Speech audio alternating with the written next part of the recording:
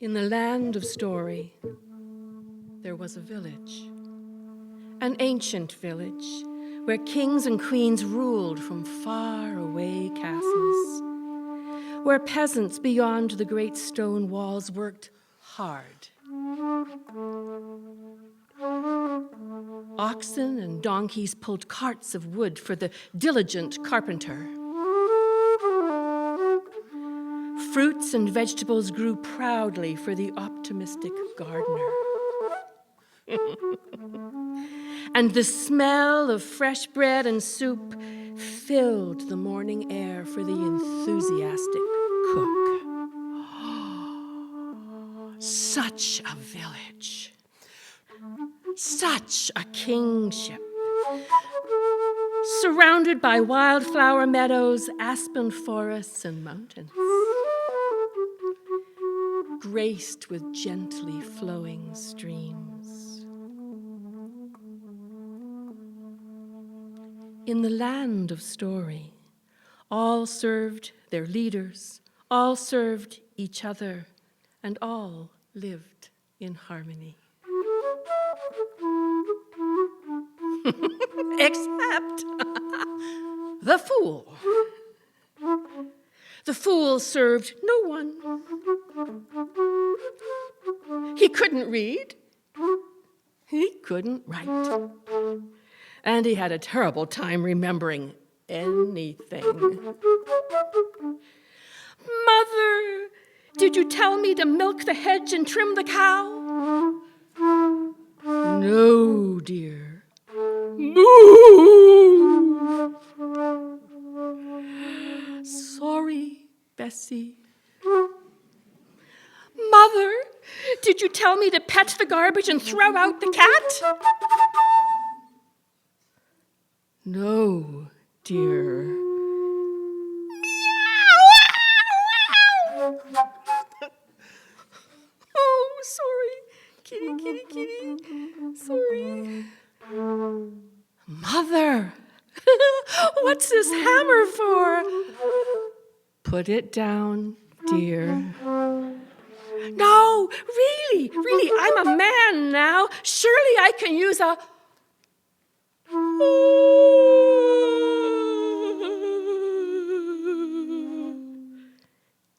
Take it off your foot, dear. Time for a bandage, Mother. You should wear shoes, dear. Oh, but then nothing would tickle my feet, Mother. Poor fool. Dear fool. How he loved his mother, and oh, how she loved him back. His father had lived a long life, and his mother had lived an even longer one. She was wise and kind, and the maker of medicines. The villagers loved her, and she loved them, but not as much as she loved her fool.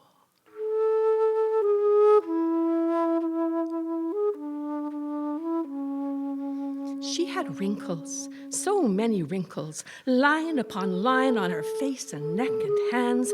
Her little body was small and light, and so easy to lift.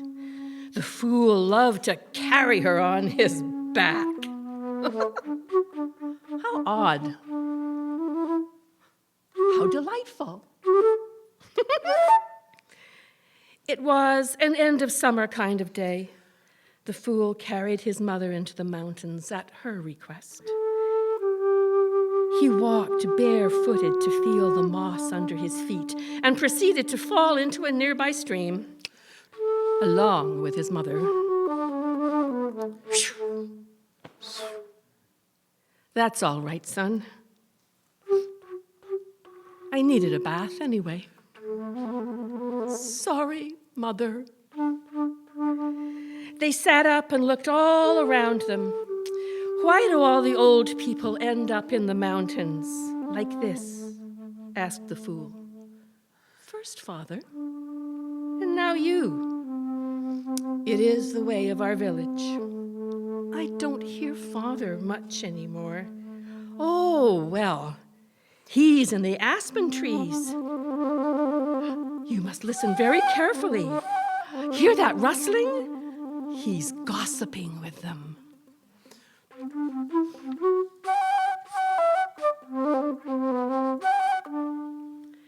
His old mother dried herself as best she could with her apron. She sat on a nearby rock and let her feet, shoes and all, dangle in the stream. The fool sat down next to her. Will you go to the aspens, Mother? Hard to say. I've always preferred the sky, but don't worry. Your father's words will still follow me there. The fool felt the leaves giggle.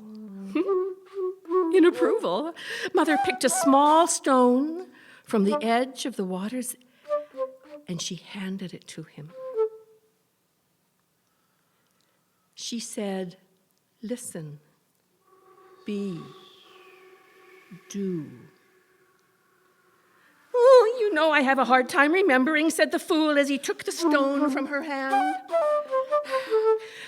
His mother sighed. This stone will help you. She stood and stretched her tiny body, her arms lifted upward. The fool mirrored her. Listen, be-do. Listen, be-do. Listen, be-do. What is listen, be-do? Asked the fool innocently. She turned and looked at his open and empty eyes. She touched his cheek. Repeat it many times, and one day you will understand, she said. Oh, listen, be-do. Listen, be-do. Listen, be-do, said the fool to the stone. Just then, the summer flowers swayed with a newfound breeze that caught his mother's apron and lifted her up.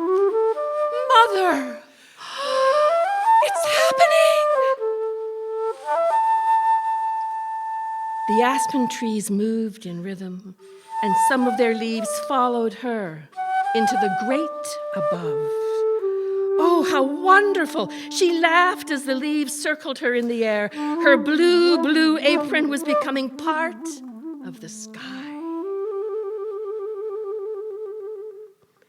Her arms stretched out and reached like sunbeams, and her eyes got farther and farther away.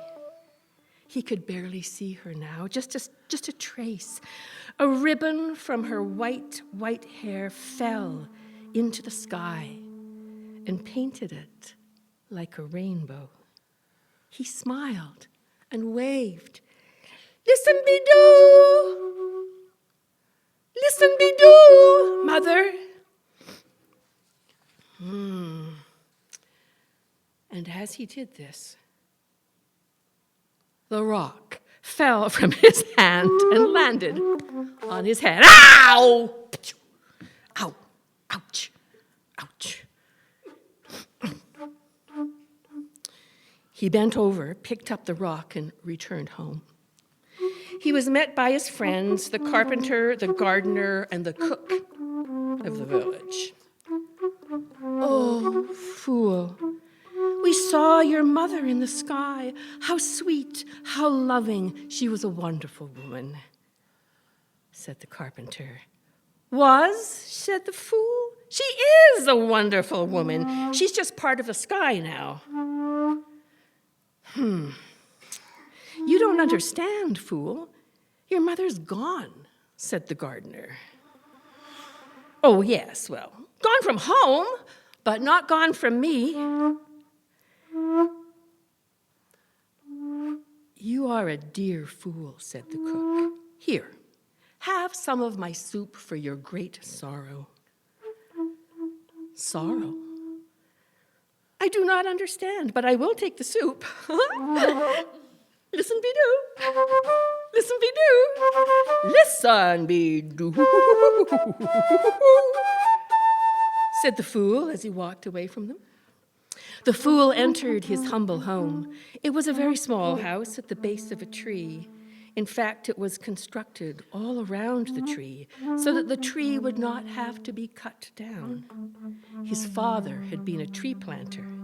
He had built the house just before the fool was born. It was the only house the fool had ever known.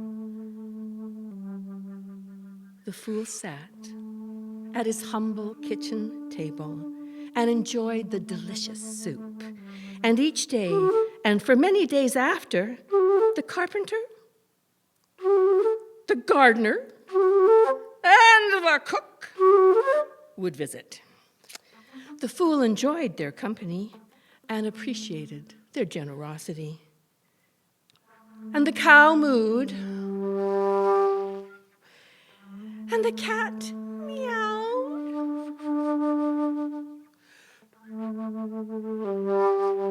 And the fool continued to say his mother's words, hoping they would make sense to him. Listen, be-doo, listen, be-doo.